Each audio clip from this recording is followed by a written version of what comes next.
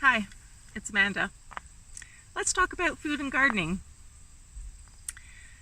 Let's face it, sometimes it's hard to put food on the table, and even harder to put healthy food on the table.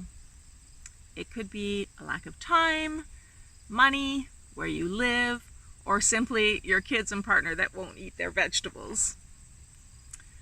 We all know that healthy food is important for humans, but there can be so many obstacles between what we know and what we can pull off. I've been there. I was a single mom of 3, having to scrounge things out of the cupboard at the end of the month and put something together for us to eat because there was no money to go to the store. There's a real desperation in that, and sometimes we feel like we have no choice. We may stop thinking about food or nutrition because we feel like we've lost the luxury to choose. But have we? I want to talk about food security and food sovereignty. These are buzzwords and technical terms, but there's something important to learn about the difference between them, especially when I'd like us to think about why gardening matters and how growing food might relate to living in poverty. As we all know, food is a basic need for survival. Not having enough healthy food is not good for our mind or body and can cause us fear, anger, stress, and poor physical and mental health. In Charlotte County, the overall poverty rate is 17.5%. This means that nearly 18 people out of every 100 struggle to cover all of their basic needs: housing, water, electricity, clothing, hygiene products, transportation, and food. Not being able to access food for whatever reason is called food insecurity. This problem is often connected to not having enough money to meet all of our needs. So, having food security, in essence, means that everybody has access to enough adequate food. Let's break down some of the factors involved in food security. Is there food near me? How far is the grocery store, convenience store, farmer's market, food bank? And what kind of food is available there? Can I get this food easily? Even if it's near me, how difficult is it for me to get there? Can I actually walk, bike, drive there all year round? And if not, is there a delivery service? Can I afford it? Is there enough money to pay all of the bills and also eat often enough?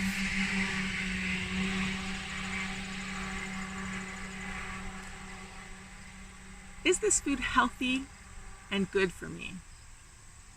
What foods are healthy for my body? Whether we want it or not, we have to eat fresh foods to keep our bodies running. Can I afford, get healthy food that I also enjoy? Will I have food today, tomorrow, next week, next month?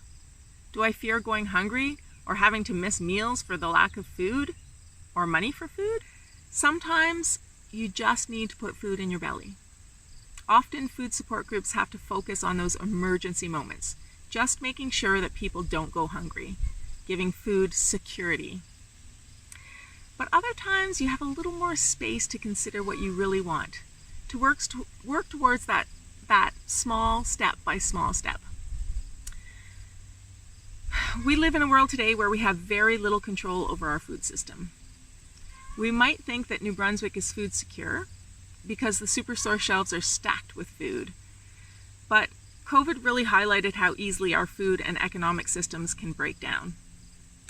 Food security just means accessibility for all. This is where I want to introduce the term food sovereignty. The word sovereignty literally means being free and independent from external control. Food sovereignty considers the bigger picture, the food system, meaning there's more at stake than just having enough food. Food sovereignty means that people should have a say in where their food comes from, who grows, raises, catches, and distributes it. It encourages people to take the power and responsibility for their food system back, because food is personal. Local food systems and production are necessary, and food providers like farmers and fishermen deserve to be valued and earn a living wage. It believes that we should reclaim traditional food knowledge and skill and consider environmental impacts. Is the way we get and use food sustainable? Is it good for us and the earth? Access to quality food should not be dependent on how much money we have. We all deserve food security. But right now in the current system, not having enough money can also feel like a loss of control. Like we have very few options, especially in Charlotte County. And it can be discouraging to have to rely on social programs that might not always provide the food you want and need. But I want to say that if you don't have enough money, you still have choice. This is why I think you should know and care about the difference between food security and food sovereignty. Because at the moment, we don't have control of where our food comes from. Our food system, where and how we get food, is fragile.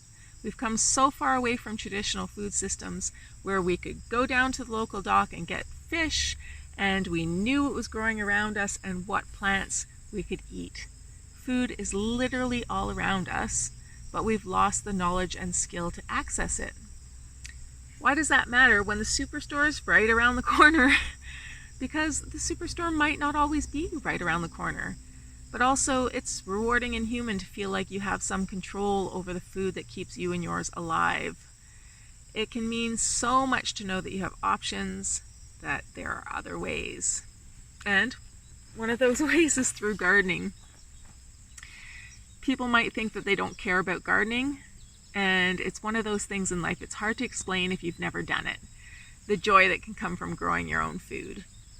But when you do it, you might realize that, oh my gosh, I planted this seed, I watered and fed it, and it grew into an amazing plant that I can eat.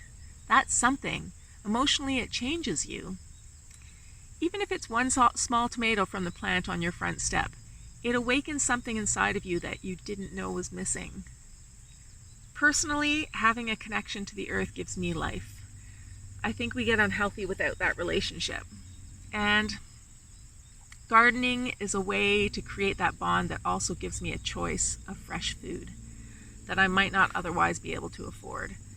Also, someone somewhere has to grow our food for our survival. So why not me? Why not you? Gardening may seem hard, but it's more accessible than you may think. Anybody can grow something for very little money. You don't need to have land, you don't need to buy fancy pots or jack up your power bill by watering the garden. Everything we need to know is at our fingertips, and I'd love to share some ideas on how people could get started growing food on a budget. It's all about getting creative and figuring out a way to do it with what you have. Gardening is a way of taking back our power and working towards change. Instead of fully relying on a food system, you can do something for yourself by being more connected to your food and where you live. You don't have to do it all. It could be a tiny step, like growing potatoes in a bucket on your porch or herbs on a windowsill. Growing a bit of fresh food can be easy, and there are so many other benefits to it.